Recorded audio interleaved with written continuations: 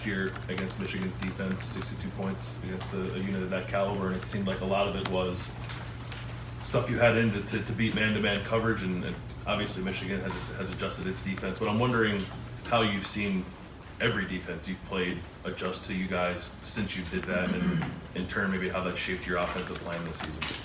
Yeah, I mean, this is a whole new year, so we look at the film a little bit to see what they did and everything like that. But they're going to make adjustments on all that stuff. They're very well coached, so we really don't look at that much at all. We're really looking at this year, kind of what we do, what they're doing. Their personnel is very different now, and what he's doing is significantly different. So yeah, I mean, guys are kind of on a week-to-week basis, they look and see what we're doing, and they try to stay a step ahead of you. But that's the evolution of a season, and once you get more and more games on film, then they make the adjustments from there.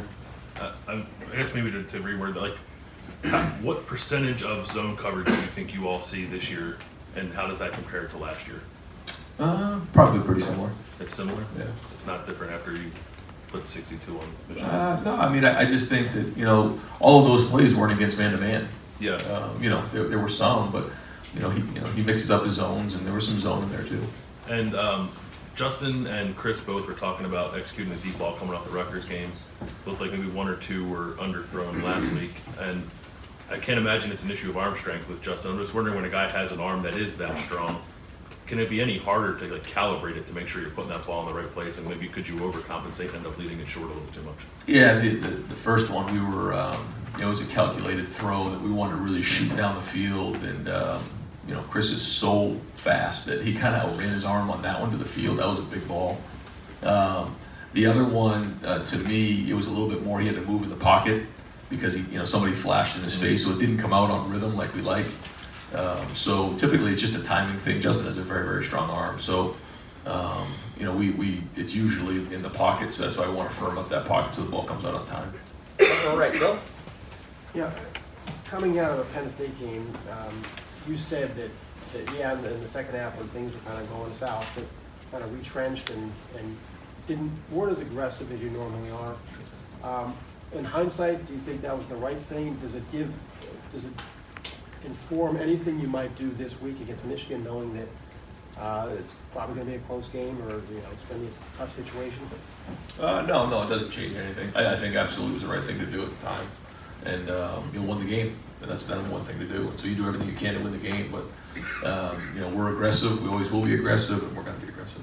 And in terms of what this game means to you, you've always said you don't feel pressured here, you feel opportunity, but you took over for a coach who went 7-0, your first game with Michigan. How are you approaching this game for you personally? Yeah, I mean, I'm trying to do the best I can to make it like every week, although we all know it's not, and do a little extra here, do a little extra there to make sure that we're covering every single scenario we can, making sure we're letting the guys have a great plan. But if you start to overdo things, then you can get yourself jammed up, and that's why all the work gets done ahead of time. That's why we live at 365, so that when you get here during the week, you don't have to all of a sudden come up with an unbelievable speech on a Tuesday. The guys know what it is, and you can put the focus more on giving them a good plan, making sure things are tight, and spending your focus on making sure the guys are prepared. So when you took over December 4th, were you already thinking about this game? Oh, yeah. I mean, it's no secret that, part of your evaluation as the head coach at Ohio State is how you do in this game. We all know that. So when you take the job, you understand that. You can win them all and then not win this game, and you feel like it's a disappointment. And I get that. I embrace it, and that's why we're working so hard this week. Right next door, Tim?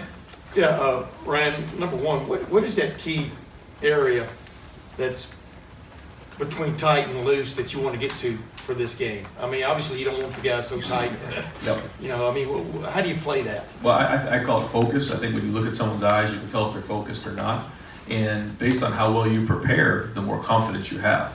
So I look at it like, if you're taking a test and you know the answers to the test, you're focused, but you're not nervous and you're locked in, you're going to do well because you have all the answers to the test. If you don't know all the answers to the test, then you start getting nervous, you start getting anxious. But as long as our focus is right, and we understand that, which I'll be shocked if it isn't, and we prepare the right way, that gives us our best chance to be successful. And the other thing, I mean, we don't get to talk to these two guys this week, but Greg Madison and Al Washington Jr., how special a week is this for them, considering where they were a year ago? And how much do you lean on them for insight? You know, here and there, but you know, they're busy getting their side ready to go, and I'm sure there's a range of emotions, and certainly when they get on the bus and head up there, there'll be even more.